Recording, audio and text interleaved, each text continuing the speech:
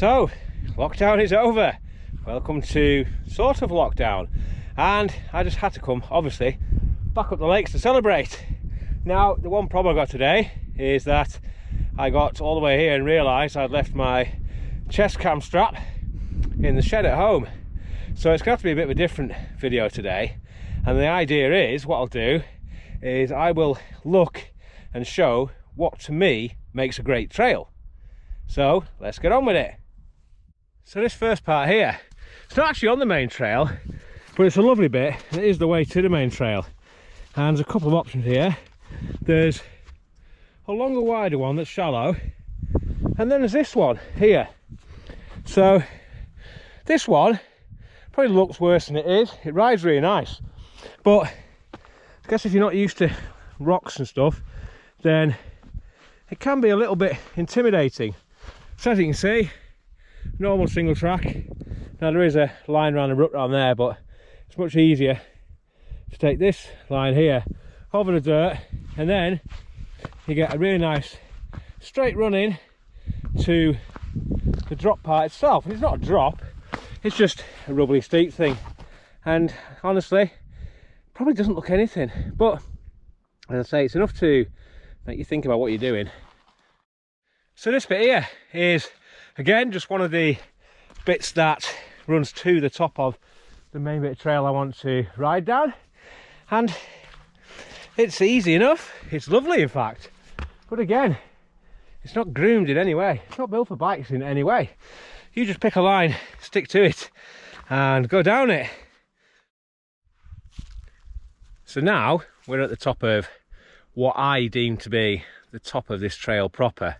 You do actually descend before you get to it, and it's really nice, but invariably, especially there's a few of you, you end up stopping here. So this to me is a start. So the trail I've picked today is, as I say, it's one of my favourites. It's a really good trail. It's only short and you don't actually drop that much height, but it is one of the most technical damn trails around this area. I mean, there's a lot more techie, but not this close to the town.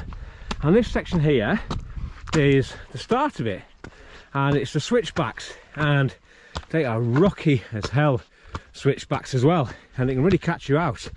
I just got caught out, crashed there, and it's one of those trails where, as fun as it is, and I really do love this trail, you always come into it with a sense of trepidation because you're never that far from crashing. It's really, it can just get you in a second. There's so many bits, and when I started filming this today it was sunny, and now it's unsunny. So there we have it, the switchbacks. And next we go into, if you can see down there, a long swoopy section, which probably looks a lot easier, and it is, and it isn't. We'll have a look at some of them bits though when we get to it. You see, what I want from a trail probably differs from what other people want from a trail. I want a trail that is challenging, that tests me, and to me that is fun. Now I do get nervous. I mean, a day like today, it probably looks innocuous, but it's just rained, there's leaves everywhere, and it's slippy as hell. And there's a few features on this trail which can really get you out. This here, I don't know if you can see it, it's just a big jumble of rocks.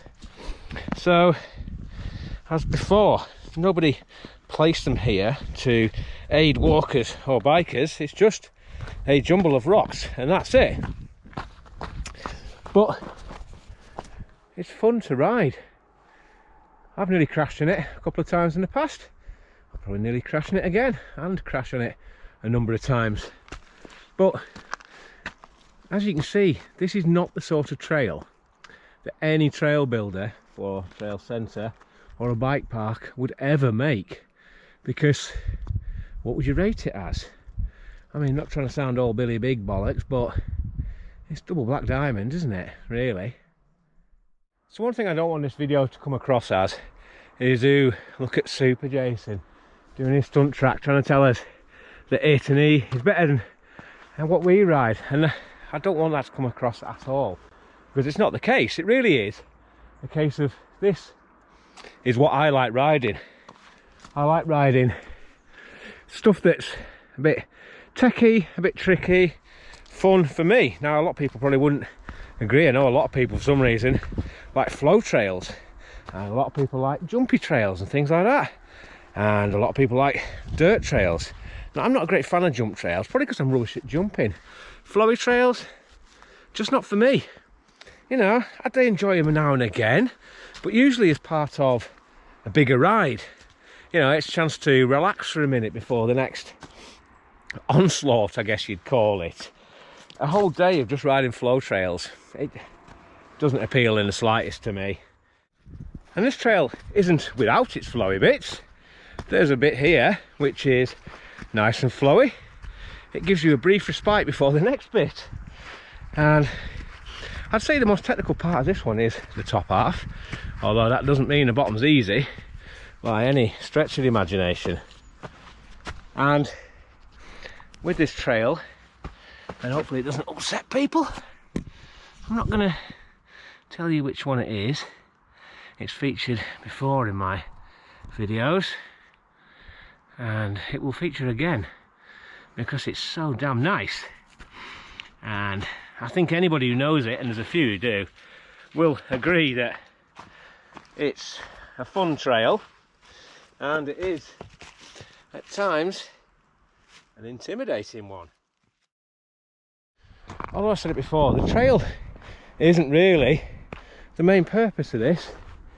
The main purpose is, what do I like and why do I like it?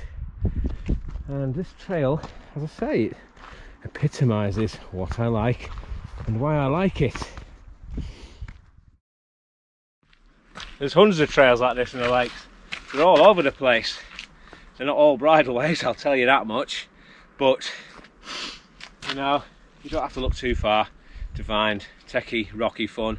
And it's not like I don't like other types of riding, because dicking around recently in the Mac Forest and Ladybower and other places like that, maybe not Delamere, I enjoy that too. I enjoy sliding around on the rooty, muddy trails. But this is the real deal.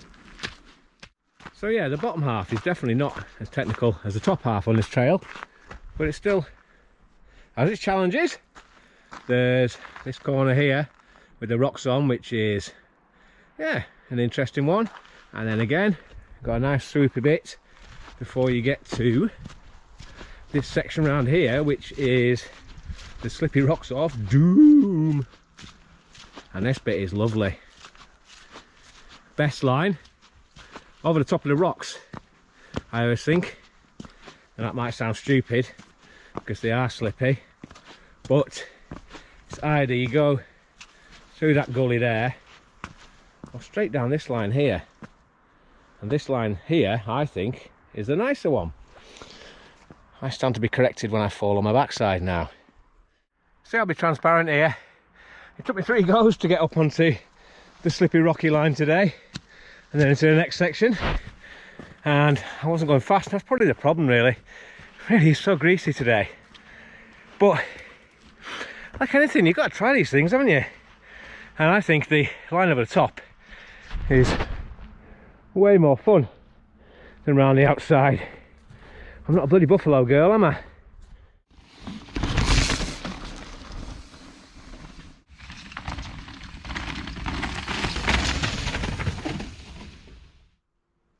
So we're into the bottom section now of this trail, and look, it's nice and wide, rather innocuous looking. Like a byway really, isn't it, I suppose? But like any lakes trail, it does have its moments. I mean, that bit there's easy enough, it's just a few roots and rocks and things like that. The leaves obviously add to the enjoyment on a day like this. But there's a bit here is a little bit tricky. Now, it's not as bad as it used to be, because there used to be another route. I'll show you where it was. There used to be another route across here, so you used to have to come down and then pick your way through, and it was rather nasty. In fact, it caught my brother out once, put him in hospital. This was the first descent we'd done that day, so not the best really.